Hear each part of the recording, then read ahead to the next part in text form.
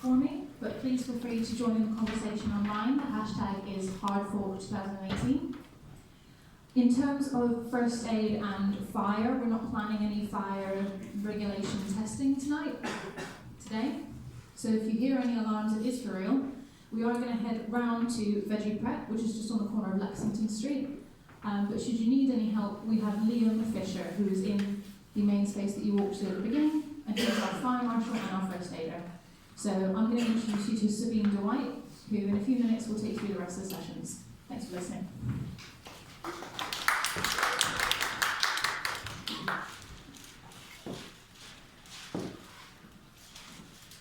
Wow, great to see you all. So you're all interested in the things that go further than the finance behind blockchain, and you're here for very good. Welcome. Well, the announcement has been made about the restrooms. If you have to leave during a talk, please be quiet and make sure that the speakers and the other audience has the least of their bother for you. There's no lunch served here, but you're free to bring your lunch here and leave your stuff at your own risk while you grab some food. That were the practicalities. And I would like to thank, of course, our sponsors, Flash, eToro, and the Financial Times for having this made possible. We have a mixture today of a panel and speakers, so it's going to be a really interesting afternoon. And at the Future Generations Blockchain for Global Good Summit, we're raising some of the most pressing environmental and social questions of the 21st century. We will all have the ethical questions, the transparency, the data, topics we're all curious about. That's why you're here, because you're visionaries, innovators, game changers. That mixture of today with panels and speakers will hopefully give you answers and inspiration on these topics. And I hope you bring home a lot of positive feelings about the possibilities of blockchain. The four themes of the day are the future generations on the block, that's what we kick off with, the rise of decentralized industry and circular change, and blockchain groundwork. And we will start with future generations on the block. What does the future look like with blockchain in it? Do you have any thoughts or any visions on that yourself? What are you hoping for? Anyone willing to share in the audience? You still need some inspiration first? Okay, let's go there. How will it help us achieve global SDGs, which I thought you would see on the screen now, and what are possibilities for achieving political, social, and environmental change? At this Future Generations event, we'll explore how we can create a better world through blockchain for our children.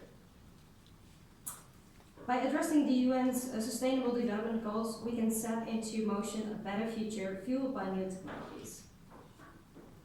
Our first speaker that I would like to ask on stage is Graham Ibarra, CEO of Festi. They will make a platform with payments for the next generation. Sounds very promising. He employs an emphasis, sorry, I have to read this through because it's a very philosophical, but very nice line. He employs an emphasis on practical as well as theoretical analysis to the problem of money and sustainability, and how technology, and how technically as well as philosophically we are solving this with blockchain.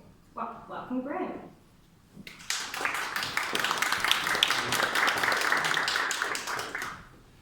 Thank you for the very kind introduction. My name is Graham Ibarra. I would just like to start by thanking Olivia, Eva, and everybody who's organised this event. I understand that it's the first time that the Next Web is doing an event solely on blockchain here in London. I know it's kind of decentralised around the city, so it must be kind of difficult for some people to get around, so I do appreciate you making your way here.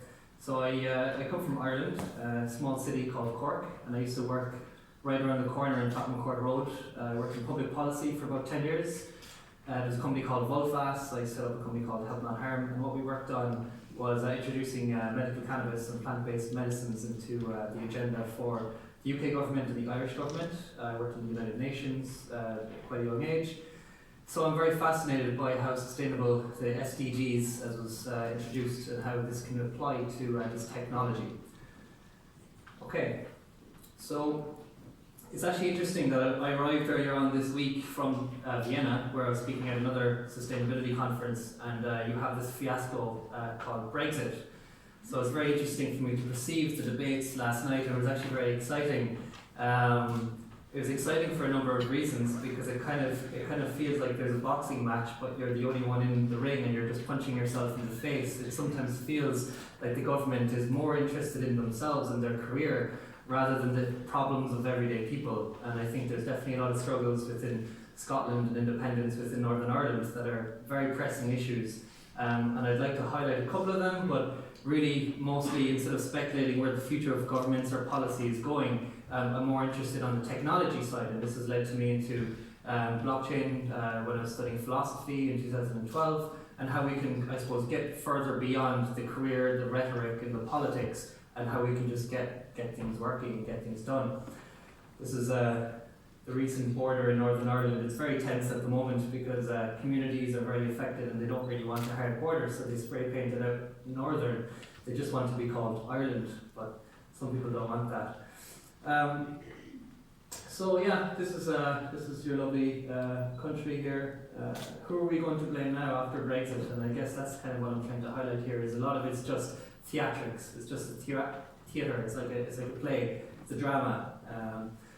A lot of people kind of have words for these, like cryptocracy or corptocracy, like who's really in charge. When I was working in public policy, I found really it's more about the people who have money and where that money can go towards lobbying, and how those lobbying and pressure groups can really form change, rather than the people that you vote or the leaders. Examples aren't just in the UK, by the way. We have, like, say, Barack Obama and other people that weren't really able to close Guantanamo Bay. They weren't able to really pull soldiers out of Middle East, even though that's the platform in which they stood for.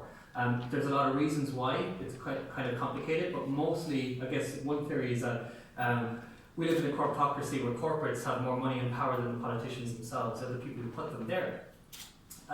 You have some notions or concepts like Banana Republic. I come from a Banana Republic in Ireland.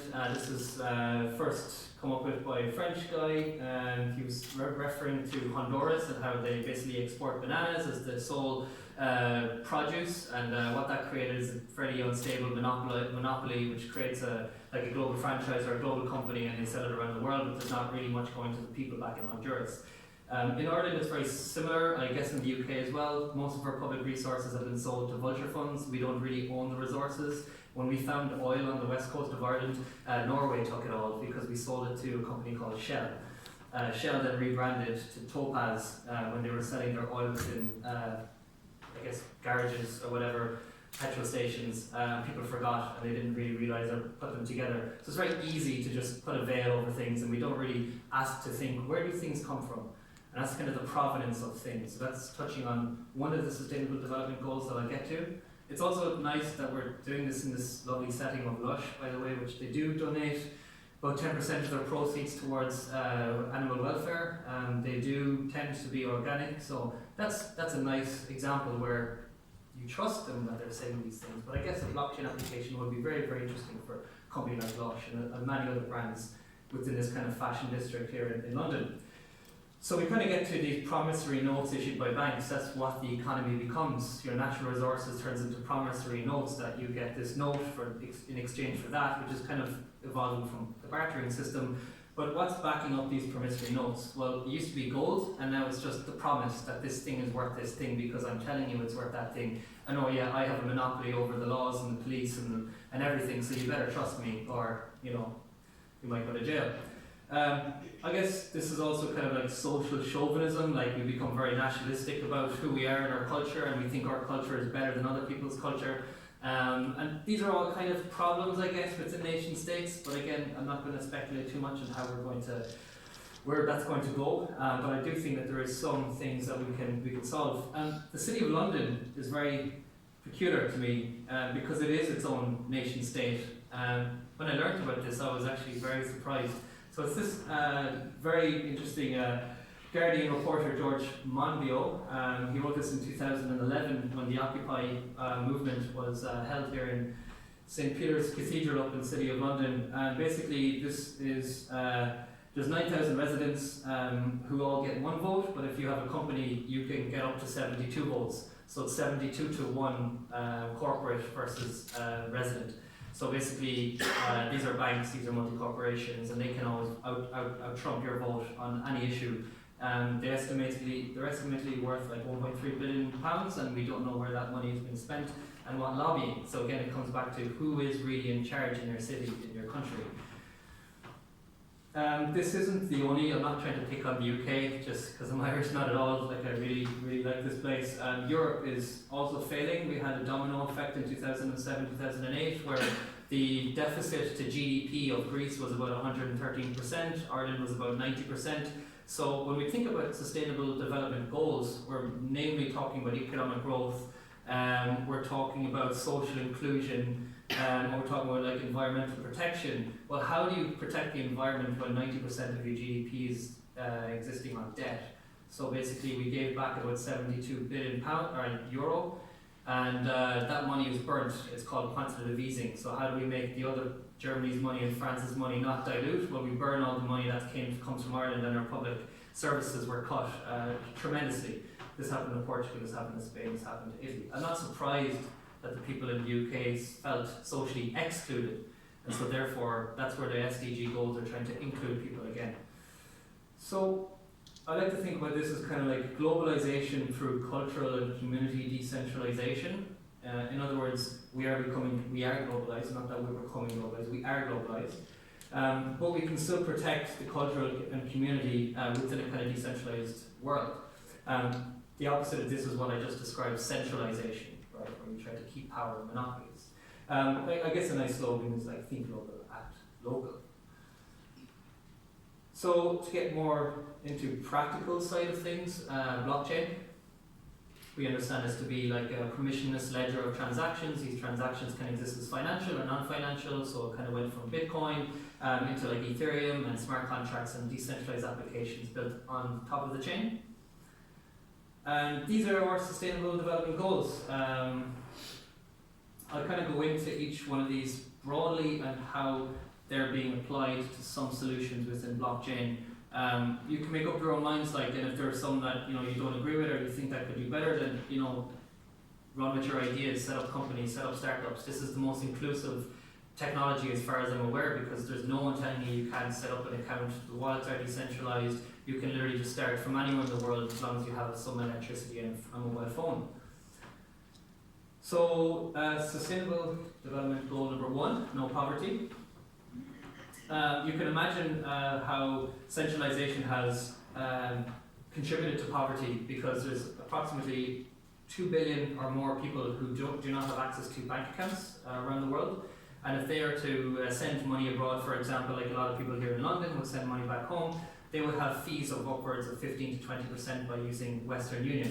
I always think it's kind of funny, they don't meet the standard regulations of KYC for banks, but for some reason the ones that charge you 15%, that's absolutely fine. You can totally do that one. That one is great. That one's grand.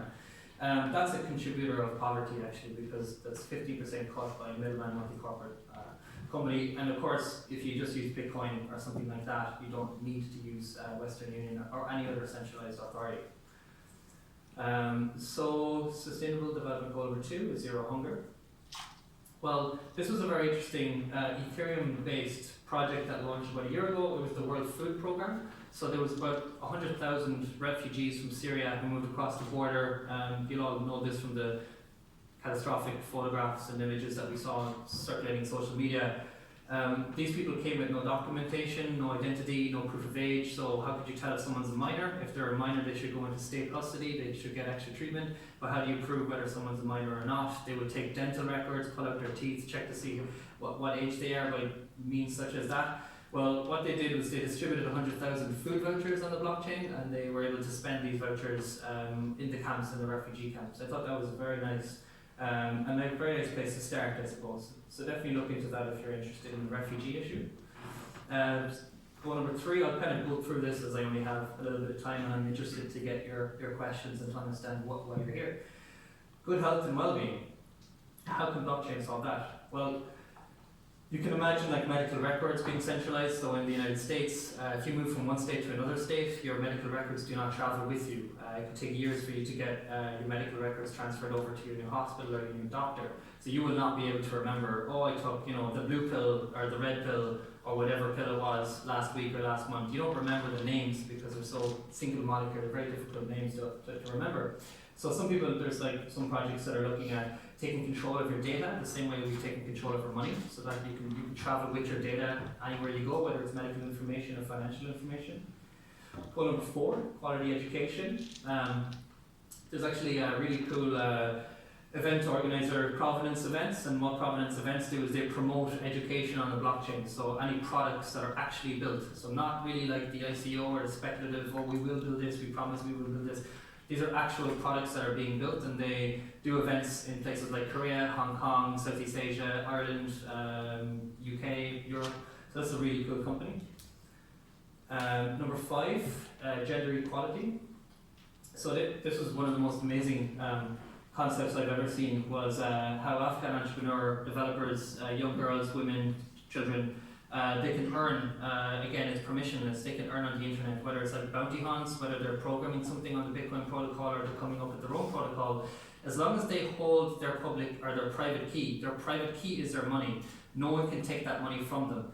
If they're in a domestic violence situation with their husband or their spouse, that person cannot take their money off them. If they're in a bank account, that bank cannot take money off them. A big problem, I suppose, exists in some parts of the world where it's, you can't really own property, farming, have a bank account if you're a woman, but this is a private key. There is no discrimination on using a technology. A piece of technology is neutral. It sits there. Anybody can interact with it any way they want.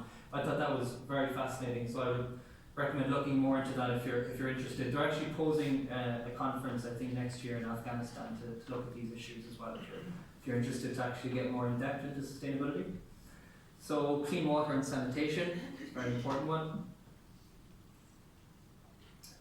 There's a project, probably a few different projects. This was once Watercoin, there's probably many more, but basically the idea is charitable donations can be tracked on chain or where they go. So if you make a donation, I noticed these restaurants are in Shoreditch. I was eating in Shoreditch last week when I was here for another conference, and she put £1 on the bill, and I was just, I don't know what is that? Oh, that's going to blah blah blah blah blah.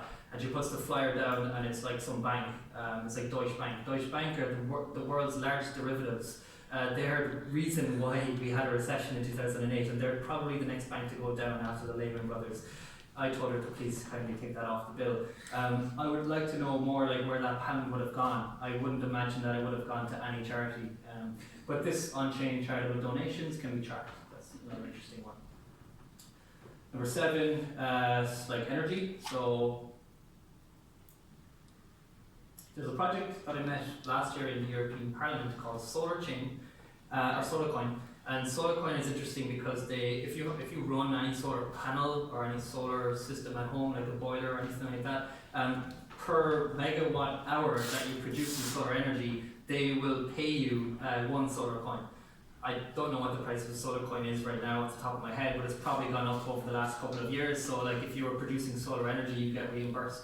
I thought that was a very nice incentive for us who cannot really afford solar energy. It's quite expensive still. There are some EU grants, but still it relies on your plumber who's like, if he's not pissed off or two. It actually happened to us, he was a bit pissed off, so we didn't put in the application and we lost our grant, so we didn't get the grant for the solar panel on our roof. And it was very annoying, like you're dealing with humans at the end of the day, and sometimes it's difficult to deal with them. But this is, again, non-judgmental platform that anybody can just put their registry number of their solar panel and they just earn solar coin. Decent work in economic growth. This is like one of the major pillars of sustainability. How do we increase economic growth and decent work? So Japan last year decided that they would actually tax, you could actually pay your taxes in Bitcoin. That was very interesting because it's kind of recognizing Bitcoin or cryptocurrency as something that you can pay your taxes in. That's really giving it legitimacy. If you can pay your taxes in something, that's the whole point of having a currency actually, that you pay taxes. You have to use the British pound. Why? Because you have to pay your tax in British pound. Dollars, why? Because you have to pay your tax in dollars. But if you can now live on Bitcoin in Japan because you can pay your tax with Bitcoin, so why would you need to ever go back into any other currency? So their GDP actually grew by 0.3% as a direct consequence of them applying this ability for you to pay your taxes in Bitcoin. I have spoken to many governments around the world. Unfortunately, Ireland, it's not really looking that way quite yet, but in the US, Arizona, I think Wyoming, and a few other states, you can actually now pay your taxes directly in cryptocurrency. In Arizona, they sell it after 24 hours, which is written in their legislation. I would argue that they should hold it. I kind of believe that cryptocurrency is the new gold, so the countries and nation states that accumulate enough of this digital gold or digital cryptocurrency will be the next superpowers of the future. So Japan are already there. Industry, innovation and infrastructure, that's very important for us here in a city like London. So there's probably many ways we can break this one down. I like to look at this one. We're going from Web 2.0 to Web 3.0. This is one of the major infrastructural revolutions that we've probably in our lifetimes. And you can imagine it kind of coming from the world of like Apple Music or Spotify, where artists, they kind of upload their music and Spotify promise that like they track the amount of times that their song is clicked on, and you get like 0.0001 cent per click or something like that. But that's not, there's no proof. You again have to trust that they are doing that in a way that's transparent. It's obviously very difficult to do that on a centralized database as well, so I don't really blame them for kind of making all this up at the end of the month when they're sending you your check. It's not really balancing out. So there's a number of Web 3.0 projects here. Really love like the guys from Uja Music, they're based in Brooklyn, they're a consensus project. Singular DTV, they're doing some cool stuff. They're still figuring out a lot what they're going to be doing in the future, but they work with some artists using the Token launchpad. So as an artist, you can tokenize yourself and your digital rights, and you own that, and then you can sell yourself, your brand. You can reward during live music concerts, stuff like that. We actually have our own kind of thing that plugs in with some of these companies called Festi. So Festi is like a wristband that you can go to festivals. We work with Festival Republic, Live Nation, some venues, Irish pubs, music venues, where you can store your medical information and you can reward fans just on your wristband. That's kind of cool. Reduce inequalities. So yeah, the state of Illinois in Chicago. What was interesting there was, what did they do? Inequalities, Chicago. It'll come back to me. They did something really cool. It'll come back to me.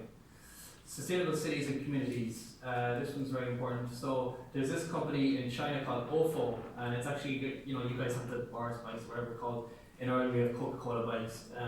These guys, they launched a couple of years ago, and they added a token. So every time you use your bike, you're exercising, you're producing a sustainable smart city, you actually earn cryptocurrency as you go. So someone asked me recently at a conference, like, oh, smart cities, are we not going down that world of like too much technology, it's going to be bad? But when you think about it in a sustainable way, that you're incentivizing good behavior, I mean, bicycles are probably the most sustainable thing that we can do, right? That's probably the most, if you're an anarchist, get a bike. If you don't have a bike and you're an anarchist, you're not, like, that's the most sustainable thing you can do.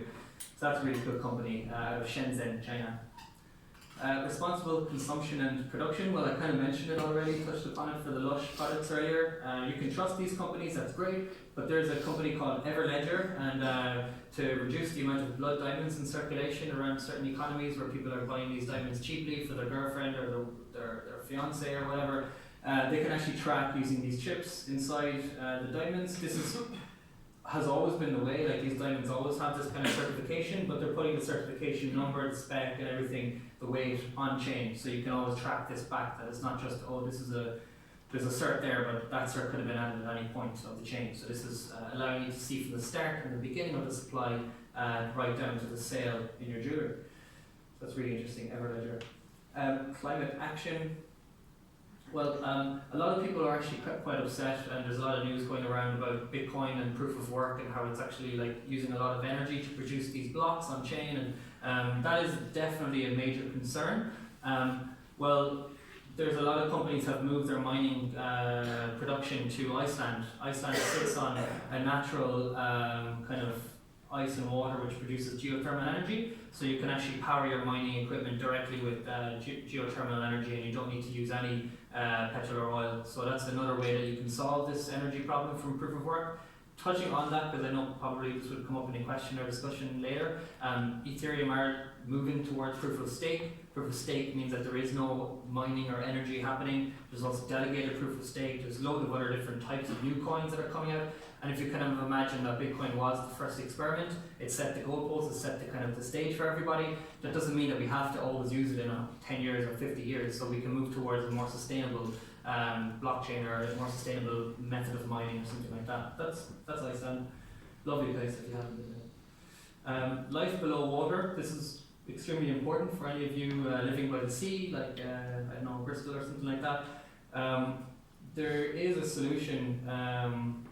So what they're doing, they're working with IBM's Hyperledger, which is a kind of like enterprise private permissioned blockchain, where they're basically they're empowering like recycling and like it's like plastic chain, and essentially what it is like it's incentivizing, like there's a few of these different projects, by the way. There's actually loads. There's one in Amsterdam, for example, that every glass bottle you put into a dispenser, you get a token, and it turns it into sand. And then the token you can go and you can shop within your local like coffee shop or something like that. This one's it's kind of similar. It's more practical example. Life on land, so it's not just underwater, but what's happening on top of the land. This is animal welfare generally. So there's a project, and what they're doing is they're using Internet of Things (IoT). They're automatically measuring like the environment in which the animals are living, so they can know what temperature control and all that kind of stuff, whether they're like suffering or not. It's interesting, like one of the biggest like animal activists is actually going around helping slaughterhouses not to kind of trick the animals into not knowing that they're being slaughtered, because a big thing, I guess, you can kind of imagine, you might have seen some animations or cartoons about this. If a cow will know that it's being slaughtered, so what do? They get electric shock and they just kind of push it down and get it in, and even if it falls off the thing, they just kill it very like immersively. So it's kind of like what she designed was kind of the animals want to turn around as if they're leaving, so what she designed was like a thing where they go around and it feels like they're going back around and it's like causing stress for them. It's still pretty bad, like I've certainly reduced my level of meat eating, but you know, that's like, again, it's kind of moral. I'm not here to cast judgment, but this is a very interesting one where they're using IoT to promote the well-being of animals. Peace, justice and strong institutions. As a human rights lawyer, I think this is extremely important. Like, how do we ensure that our institutions, or legal institutions, or justice is actually playing fair and playing by the rules? This is like the scale of justice. So there was an EU research grant given for like 2.2 million sometime last year to a university in Belgium, and there's a law professor there who's looking at how we can put the rules and definitions of legal terminology onto a kind of artificial intelligence, and it can help predict not like big problems like moral problems, because I feel like the law is actually very difficult to judge those moral issues as it is, but rather simple things like understanding whether someone is a consultant or an employee, and they go to the work relations committee or something like that, and they make a complaint that they're not treated fairly or something like that, and maybe they were working as a consultant, but then they say, oh, actually I was an employee, and then you have a dispute, and it's taking a lot of resources on both the employer or company and the contractor and the judges, of course. So using something like artificial intelligence can help to predict, using the set of rules. Okay, you have this contract, you had this rule, it said this, it finds keywords, and it just kind of churns out a result. These results, they don't have to be, by the way, like legally binding, but rather it can help assist a judge make a decision and make their lives a bit more efficient. I don't think laws and decision making will be done on chain or with using artificial intelligence yet, but it's quite interesting to see in the future how decision making, if you've never read Daniel Kahneman's Thinking Fast and Slow or something like that, and he's a Nobel Prize winner for determining that we have two systems of thinking in our brain. One is rational, one is emotional. The emotional one tends to always win out. There's a saying in law, like the judge will give you a determination based on what he ate for breakfast that morning. So if he's feeling a bit like if he skipped a breakfast, there's actually statistically more chances that you'll receive a more punitive ruling. So yes, it's kind of crazy. So we're very emotional. So how do we take the emotions out of our decision making? Well, we can use technology to help us make more rational, or to guide us into more statistical based decisions. So yeah, partnerships for the goals. You're welcome to partner with us. We're looking actively for sustainable projects to work with, whether it's in IoT, like what we're doing here with NFC chips that we get from China. We work mostly in Southeast Asia, I would say, kind of between Korea and Ireland. We're here in the UK a lot, and yeah, kind of Festi is the name of my company, and then I have a group called Opera Group, and these are generally just kind of nice projects that we want to work with and work towards. We also work with one of the events companies I mentioned earlier, Providence Events. So if any of those types of things that you're interested in, IoT, event organizing, building stuff, then do please get involved. So that's me. You can email me anytime. I'll try to get back to you. And yeah, I'd like to open up for some questions. Thank you.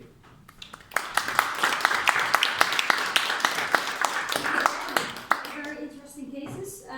Who has any questions about any of the possibilities that Graham just mentioned?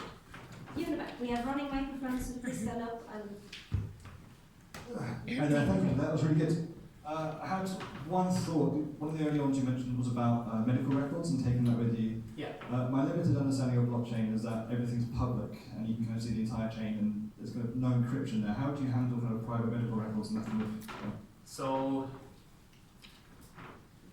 the public blockchain you're referring to is Bitcoin or Ethereum or something like that. There are many private permission blockchains.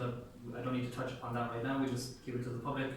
You don't need to put all the information on it. You could actually encrypt and store your information centrally and store a proof or a hash of that information to prove that information is what it is. In the case of like healthcare, you could think of it like even the medicine that you're getting. So there's often you read in the media like there needs to be recalls of medication like Claritin, which was an antihistamine drug last year. They actually found most of the of Claritin in Dublin was all fake. It was counterfeit. So someone in the supply chain entered fake Claritin. Or there's another example in the UK. There was a delivery made of medicines and very expensive medicines, and they weren't signed off on properly. They went missing, so they're in the black market now. And they're going to be sold for profit for some drug cartel. So the European Union are coming out with something called the Falsified Medicines Directive in January or sometime next year. And what it basically states is that every pharmacist has to, and every medicine has a QR code on it that has to track every single piece. So it's more like a supply chain kind of thing. So blockchain there, for example, you don't have to store like everything that the manufacturer, the packager, the retailer, down right down to the consumer. You could just store a hash of that information. So if there was an auditor coming in, and he could track this real time on chain, but he could just look at the hash and correspond how it's the data that's centrally stored, and if that hash is not the same, well then there's been a change here somewhere. So you can think of it kind of that way. You don't have to store everything public. I don't think we should be afraid just because like Bitcoin is public that or public information is going to be there. If everything was on chain and everything I've said is essentially going to be on this thing. And what about the right to be forgotten in the European Union? That's a big human right now that's come out of the Court of Human Rights. Well, no, you could just encrypt that event happened, and that event corresponds with essentially stored that you own yourself. Or you could have, say, like a personal cloud, or you could have something like that, which is using blockchain. So you could store. There's one company called UB. They're based in Shenzhen, and you can store there's like a terabyte version. There's 2 terabyte. I think they're going to come out with like a bigger one, and you just plug it into your router. So what it is it fragments your data and it stores it around all the different devices. And then when so they would have to hack the entire network basically to get your information or anything that you've stored. I think that's fine for like personal information, images, your pictures of your child, whatever. But like enterprise needs to solve this, and it needs to solve it pretty quickly. If this scalability problem, it's not a problem until industry actually comes, and there is no industry here yet. But Ernst & Young are working with Ethereum on a public blockchain with private contracts. So I think this is a nice kind of hybrid model for it. So you can, definitely public verification, but you can have private storage any way you want. Thanks for that. Great. Any other questions? In the back. Not a question, but I can add to the question that you may look for a zero knowledge protocol, and I don't know, but on Ethereum it may be planned to implement it to have a private contracts somehow. Yeah, it's something called ZK Starks or ZK Snarks.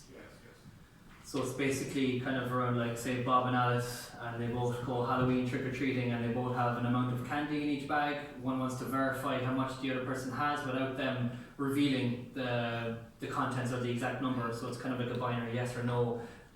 And it's a highly complex thing that I can't really go into much detail right now, but it is something the Ethereum Foundation are have given grants to someone like Benessi, by the way, or someone like that, and he's researching how we can use zero knowledge proofs within transactions. Another example that does work today is like Monero. They use something called Bulletproof. bulletproof is the most scalable one today, but zero knowledge proofs is theoretically the most secure private thing that exists, and trying to scale that now practically is the challenge. So that's going to come up soon, I hope, definitely. It's very tempting to get really into the technical part, of course. Yeah, I know. If you summarize it in like baby language, can you say that we're going to more the claim-based and the verification-based way of adding and confirming information? I think that's exactly the way it is, yeah. Like we verify something is or is not, rather than understanding that the whole thing that you have, because you might not want to reveal everything. Like if you're a private enterprise, you don't want your practices, you don't want your standard operating practices if you're a pharmacy for another pharmacy, or if you're a manufacturer for another manufacturer, but you want to verify that yes, what I did was sustainable or ethical, it abided by the falsified medicines directives or the directives given by Europe or something like that. So yeah, it's like binary, yes or no. It either does or it doesn't. And if it doesn't, well then that stops, and that medicine should not be dispensed and should be taken off the supply chain. So that's kind of where we're going, for sure. Great. Any other questions still? One more. I was going to pose a little question. You gave the example of the judge earlier, of taking emotions out of it, which I could totally understand because I think information is very important going forward. Yeah. But I was just going to touch on that slightly, just because I understand, obviously, everyone's going to have a bad day, and that can replicate and go into a court and into a judge, for example. This is not a little question, I have a feeling. Yeah, sorry. It's a big topic. It's because I have personal experience, I'll be honest. You know, I've got. You look like a lawyer. Huh? Right? I'm not Scottish, you know, we drink, right? Alright. You know, we're not far away from you, Ireland. Would you say it's bad decision making that you make after a drink, or good decision making? Normally bad decisions, to be honest, flip a coin situations, one of those. I was going to say on the emotion side, I mean, I believe information is definitely the future for everything, it really is. But on the emotion side, that's the reason why we're changing everything. So I just wanted to touch on your point that you said earlier, removing emotions. But at the same time, I don't think we ever should. You know, going forward, we should never remove our emotions because that removes part of us. Yeah, I completely agree. Like, we are emotional, sentient beings, and understanding what we can do very well. We can write poetry very well. We can sing songs in Scotland extremely loud and well, and that's the thing that we do, and we will continue to do it. But I think a lot of that has been lost. A lot of our soul and our self of identity has been lost within this big behemoth of industry and industrial revolution. So within the fourth industrial revolution, which is the information age, which you mentioned, I think it's more like how do we allow artificial intelligence, which is the evolution of the new species, which is kind of beyond our realm of cognition. We can't even conceive what AI can calculate using, say, Turing complete tests. Like AI can make decisions like instantly. With time is not a concept for AI, but time is a constraint. It's a major constraint for us. As every day goes by, we age and take it slow for us to make decisions and to accumulate information. So you can kind of imagine AI is like this bandwidth. When we solve this problem of bandwidth and like how these machines load and think, they can instantly make a decision or instantly solve something. How we will interact with that is always going to be very important. We always wanted to be the ones in control, or at least the illusion of free will. We always want to have the illusion that we're in control of who we are and what we're doing and what we're thinking. When you break it down, oftentimes there are many factors outside of our own belief or outside of our own, like here and now. There's a lot of stuff that make me decide or think or be the way I am. But as long as we understand that and we use AI with us and along us, and maybe that takes care of some of the menial tasks and jobs, like say for example, like the first ever calculator, you know, back in like the 18th century, that was making multiplication very easy for accountants, and now accountants didn't have to sit and balance books. That saved an enormous amount of time. It didn't take away from the fact that accountants at the end of the day were people, and behind those jobs and behind those tasks were human beings. Maybe they have more time to spend with their kids or their family or something like that. So I like to think AI is here as a tool to help us. Whether it should replace us, I guess as a human I would like to think no, but who knows. Thanks for that. Great, thank you. Will you still be around here so you can do Yeah, I'll be around. discuss? Yeah, please Okay, do. Great. Thanks. Thank you, Graham, for your talk. Pleasure. We have to wrap up. Our next speaker is Sally Eves. She's the CEO of Sustainable Asset Chains, Professor